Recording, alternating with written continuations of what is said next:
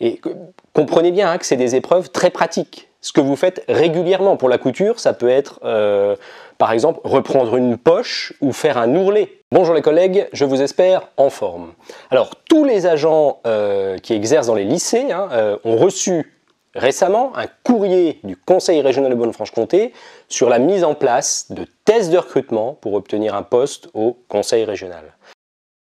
Et donc, dans cette vidéo, l'objet de cette vidéo, c'est de vous parler de ces tests de recrutement qui vont être mis en place au Conseil régional, de partager avec vous les réponses aux questions que vous vous posez, les réponses aux questions principales que vous vous posez. On peut se dire quand même entre nous que c'était pas vraiment une super communication du Conseil régional qui a envoyé ce courrier à tous les agents des lycées en Franche-Comté, alors que seuls les contractuels sont concernés. Alors ils auraient pu cibler un peu plus, le Conseil régional, cibler un peu plus leur communication et adapter leur com au calendrier de déploiement de ces tests. Je vais vous en parler. Alors de quoi parle-t-on? Déjà vous dire que c'est pas nouveau, c'est un dispositif qui est bien connu en Bourgogne, il est utilisé en Bourgogne depuis presque 14 ans, donc c'est quelque chose qu'on connaît bien. Puis vous dire que la mise en place des tests de recrutement donc sur le territoire de l'ex-Franche-Comté, hein, c'est ça la première étape, ça a été présenté en CDS, présenté en comité technique, et donc on a quand même quelques éléments d'information, c'est cadré. Concrètement, qu'est-ce que c'est? C'est une reconnaissance par la région des compétences, des attendus, de ce que veut la région pour vous permettre de devenir titulaire de la fonction publique, titulaire au Conseil régional, ou si vous êtes déjà titulaire, c'est aussi un dispositif, ces tests qui vont vous permettre de changer de spécialité. Alors je ne sais pas si l'image elle est heureuse, mais c'est un pass en fait, en quelque sorte. Vous pouvez accéder plus facilement à la titularisation, à une évolution professionnelle, sans passer par la case diplôme ou sans passer par la case concours, avec ces tests. Alors qui est concerné? Vous êtes concerné uniquement si vous êtes contractuel, non titulaire, et que vous voulez intégrer durablement le Conseil régional de Bourgogne-Franche-Comté, concerné si vous aspirez à devenir titulaire au Conseil régional.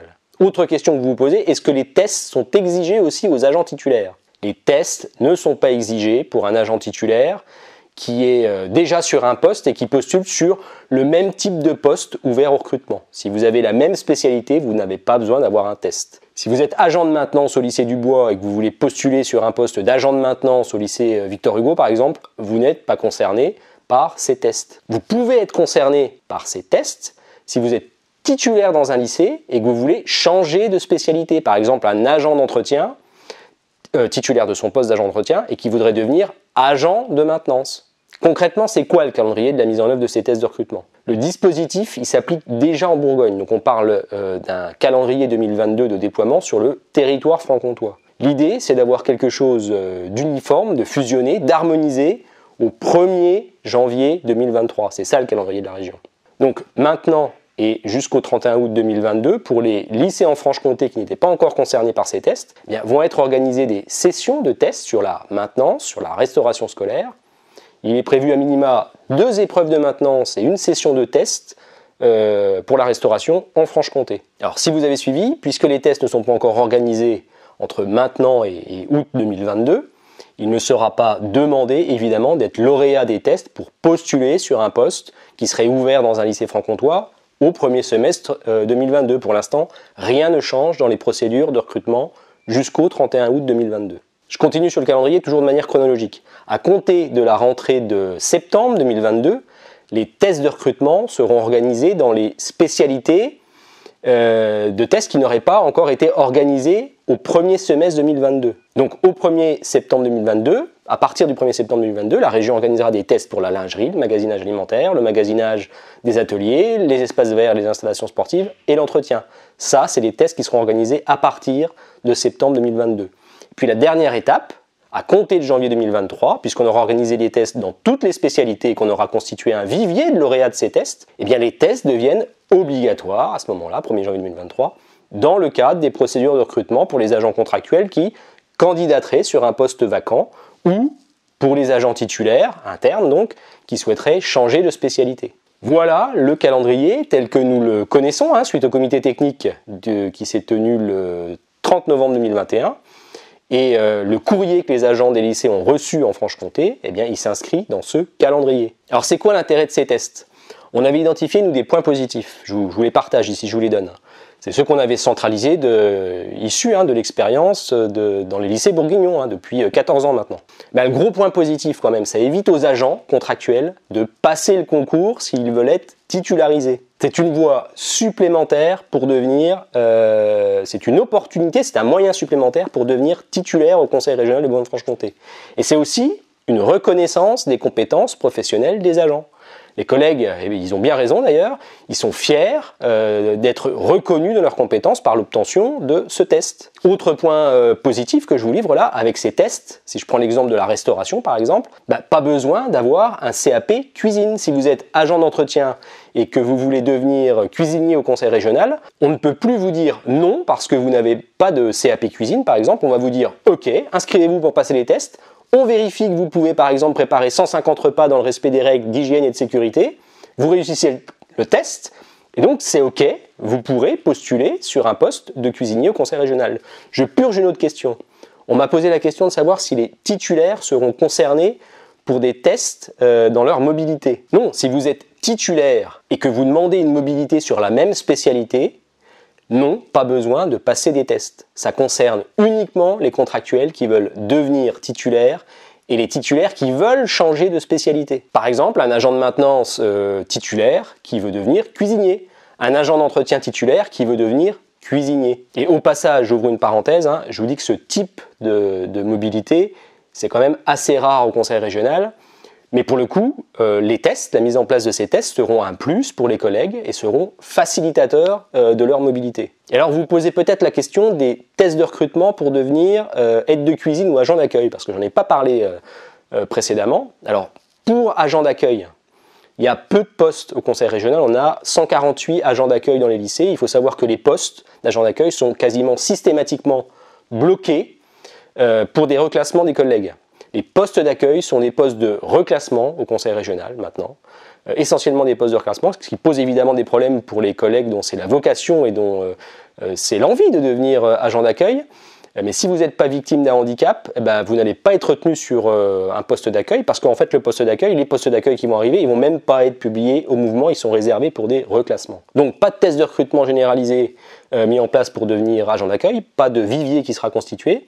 Ça ne figure pas dans le rapport qui a été voté au comité technique du 30 novembre 2021 pour la raison que je viens d'évoquer. Par contre, il y a quand même des tests qui peuvent être organisés pour les agents d'accueil, qui pourraient être organisés, même si je vous ai dit que généralement les postes d'accueil étaient des postes de reclassement. Comment fait la région quand elle organise des tests sur les agents d'accueil? Elle utilise la méthode de recrutement par simulation, la MRS. Les candidats sont évalués durant une demi-journée par des exercices qui reproduisent les principales missions du poste d'accueil. C'est une séance d'exercice qui est généralement chronométrée et notée. Et je vous donne un exemple. Par exemple, on peut vous demander, on peut vous simuler l'arrivée d'un livreur qui vous demande où est-ce qu'il doit déposer sa marchandise. Voilà, ça c'est un exemple de test pour un poste d'agent d'accueil. Et puis, je n'ai pas parlé des postes d'aide de cuisine. Non, il n'y a pas de test de recrutement généralisé pour se constituer un vivier d'aide de cuisine. Ça ne figure pas non plus dans le rapport qui a été voté au comité technique du 30 novembre 2021. Et en même temps, l'idée, clairement, c'est pas de généraliser les postes d'aide de cuisine. Dans certains lycées, c'est une bonne idée pour régler les situations qui sont parfois compliquées.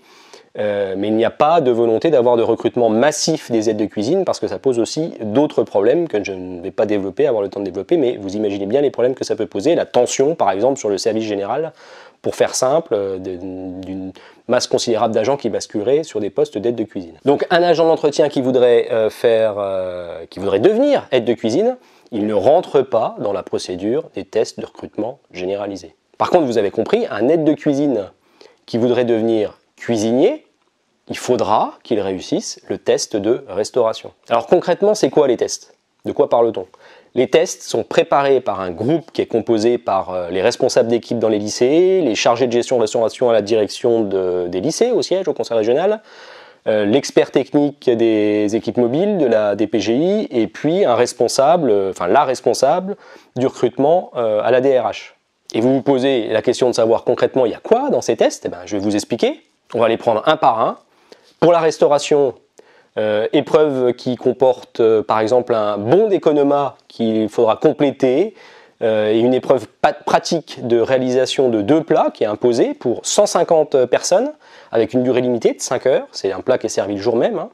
Généralement, les épreuves sur la restauration, c'est sur 3 jours consécutifs avec 3 sujets différents, évidemment, et c'est organisé dans 15 lycées sur ces 3 jours. Donc vous voyez, c'est un gros dispositif mis en place par la région pour se constituer assez rapidement un important réseau d'agents qualifiés, reconnus, d'agents qui auront donc réussi le test pour la restauration. Les tests pour les espaces verts et les installations, épreuve organisée dans un lycée agricole, et épreuve qui, elle comporte quoi? Une épreuve pratique liée à la réalisation d'un chantier d'aménagement par exemple, une épreuve de reconnaissance des végétaux, un entretien avec un professionnel, une épreuve écrite sous forme de QCM, qui porte sur l'environnement du poste, la saisonnalité, diverses activités, la réglementation en vigueur. Pour les postes d'entretien, c'est des épreuves qui sont déléguées à Pôle emploi, c'est Pôle emploi qui fait passer les épreuves, et elles consistent en quoi? Eh bien en une mise en situation professionnelle, rien de plus.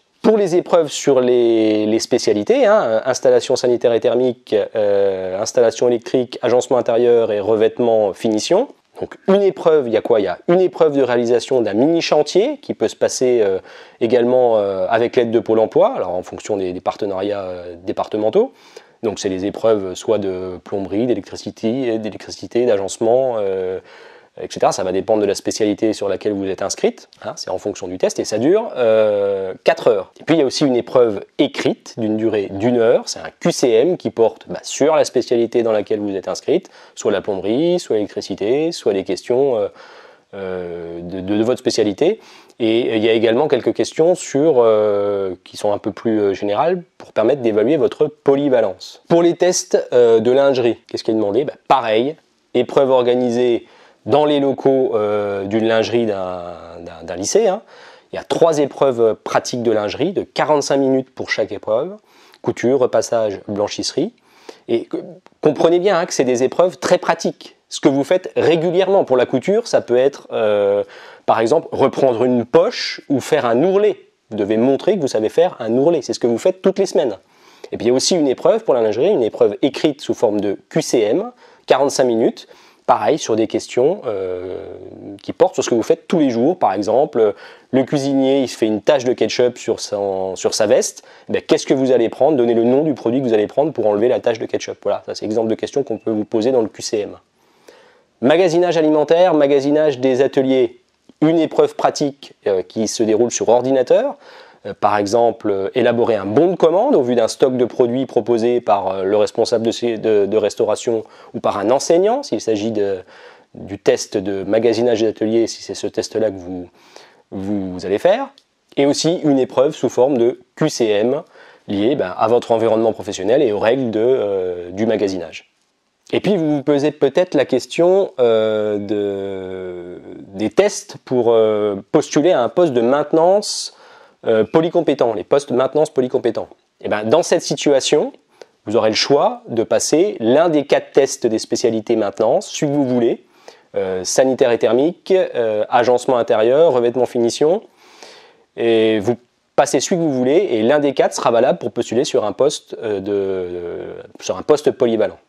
Autre question que vous posez peut-être, si vous avez le test, est-ce que vous êtes certain d'avoir un poste au Conseil régional de Bourgogne-Franche-Comté? Non. Ce n'est pas automatique.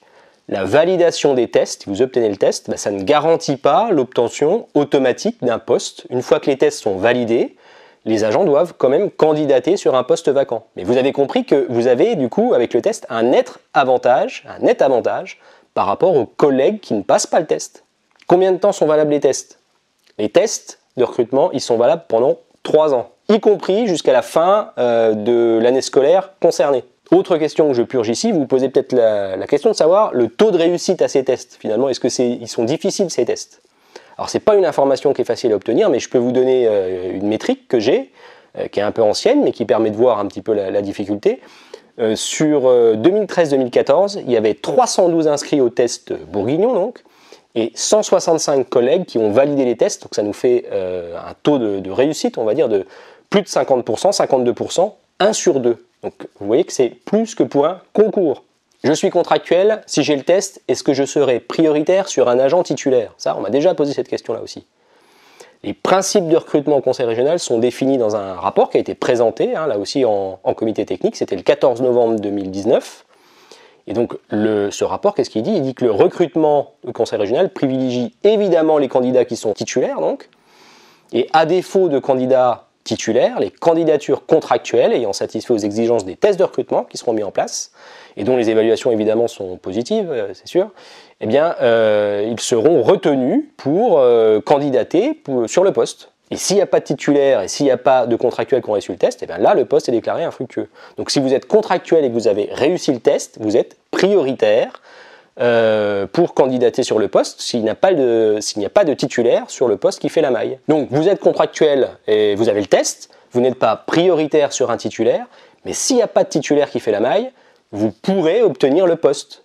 Et si vous êtes contractuel et que vous n'avez pas le test, vous ne pourrez même pas postuler. Le poste sera directement déclaré infructueux. Dernière question, comment on fait pour s'inscrire? Eh bien, vous remplissez le formulaire qui vous avait été adressé, que vous trouverez en ligne, vous le faites signer, compléter par la hiérarchie, vous le scannez et vous le déposez en ligne, attention, délai un peu serré, avant le jeudi 10 février 2022, et là, vous pourrez postuler aux premiers tests qui sont organisés au premier semestre 2022. Voilà, fini pour cette fois, je pense vous avoir donné l'essentiel, j'espère de ne pas vous avoir perdu. Pouce bleu si vous avez aimé cette vidéo, et abonnez-vous pour ne pas rater les prochaines publications. À bientôt!